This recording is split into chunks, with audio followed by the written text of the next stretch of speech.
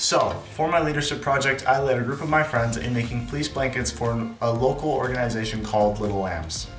After some research, I discovered that one of Little Lamb's goals is to provide comfort kits and baby supplies to low-income families throughout the valley, and in these kits are blankets. All throughout my life, I have dealt with Raynaud's syndrome that was passed on to me from my mother. Raynaud's syndrome is when blood vessels in my hands and my feet react to the cold by shrinking and reducing blood flow.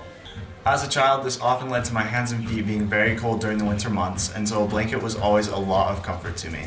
So when I saw this project on the Little Lambs website, it really spoke to me.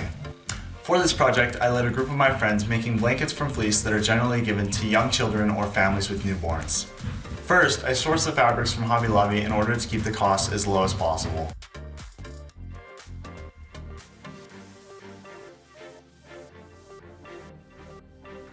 In preparation for this project, I got advice from my mom and the internet to learn how to make the blankets.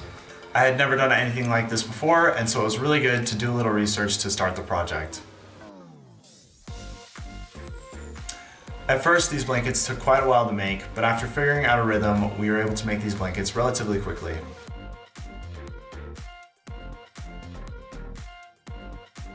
One challenge I faced is that through the middle of this project, I started to lose some team members to their phones. In response to this problem, I tried to re-engage group members in the project by asking them for advice and what they thought might make the blankets better. This helped team members to stay engaged and on task. One other challenge I had to face in my own leadership was my impulse to micromanage. By trying to understand why team members made the blankets differently than I would, I was able to relax and actually improve our process as a team. Setting goals was another way our team tried to stay motivated.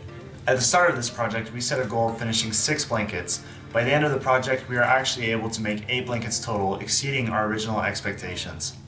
Through this, I learned that by creating stepping stone goals and just diving in at first, big results can become more attainable and achievable.